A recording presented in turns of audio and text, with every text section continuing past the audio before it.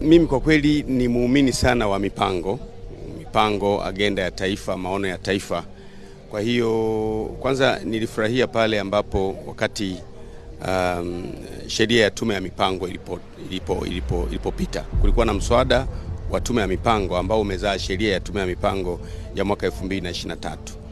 Mimi natamani sana kwenye issue ya umwagiliaji, irrigation, tuwe vizuri kwa sababu unaweza kupredict kwamba dunia imetoka kwenye janga la uviko, baadaye kutokea na vita ya Ukraine, kwa hiyo watu hawakulima. Na unajua kwamba Ukraine ni ndio bakuli la chakula duniani, kwa hiyo kutakuwa na njaa. Kwa hiyo bajeti inapofocus sana kwenye irrigation, kilimo cha umwagiliaji, inakuwa vizuri zaidi. Knowing kwamba tuna almost mikoa 16 ambayo inaguswa na maji. Kwa hiyo ikienda kwenye umwagiliaji, mimi nafurahi sana.